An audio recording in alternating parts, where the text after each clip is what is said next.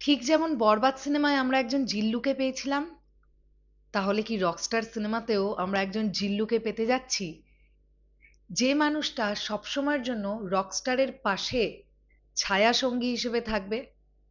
প্রচন্ড ভালো বন্ধু, নাকি ভাই, নাকি অন্য কিছু? এক্স্যাক্টলি কি হতে যাচ্ছে?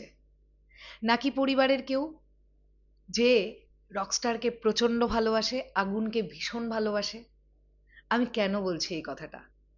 টিজারে তো আমরা ইঙ্গিত পেয়েছি, ডিরেক্টর আমাদেরকে ইঙ্গিত দিয়েছেন। এই বিষয়টা নিয়ে কথা বলবো এই ভিডিওতে, এবং তার সঙ্গে সঙ্গে আরো একটা ইম্পর্টেন্ট বিষয় নিয়ে কথা বলবো। আমরা বুঝতে পারবো রকস্টার টিমটা কতটা ঐক্যবদ্ধ একটা টিম।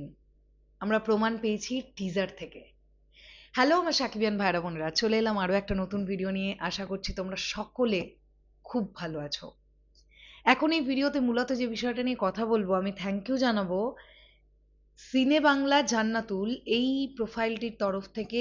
এই পোস্টটি হয়েছে, যেখানে এই ছবিটি তোমরা দেখতে পাচ্ছ, যে ছবিটিতে দেখতে পাওয়া যাচ্ছে কাজী সাব্বিরকে।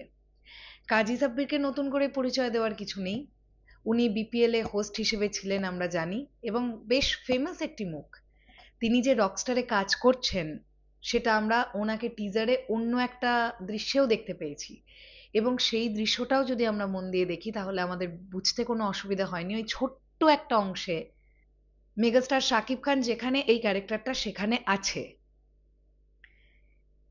একটা দৃশ্য এরকম ছিল যেখানে জেলে যারা আটক হয়ে আছেন কয়েদিরা, তাদের সঙ্গে তাদের পরিবারের লোকজন দেখা করতে যাচ্ছেন, বা কাছের মানুষজনেরা দেখা করতে যাচ্ছেন।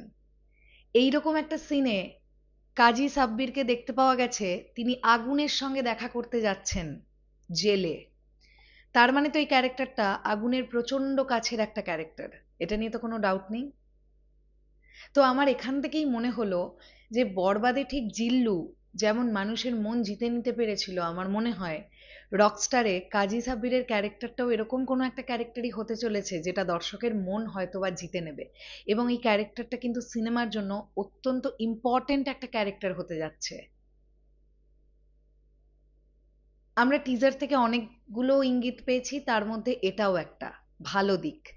আর একটা যে বিষয়টা নিয়ে কথা বলতে যাচ্ছিলাম, পিরিতি গানটাতে আমরা পান্থ কানাইয়ের সার্কামস্ট্যান্সে পাশাপাশি অনেকজনকে দেখতে পেয়েছি। একদম পাশে আমরা যাকে দেখতে পেয়েছি তিনি মোর্শেদ মিশু, কার্টুনিস্ট মোর্শেদ মিশু।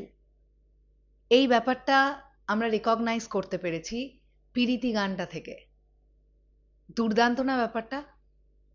টিমটা না কতটা কোর একটা টিম এটা বোঝা যাচ্ছে। এবং মোর্শেদ মিশুর পারফরমেন্স কিন্তু বেশ সাবলীল ছিল।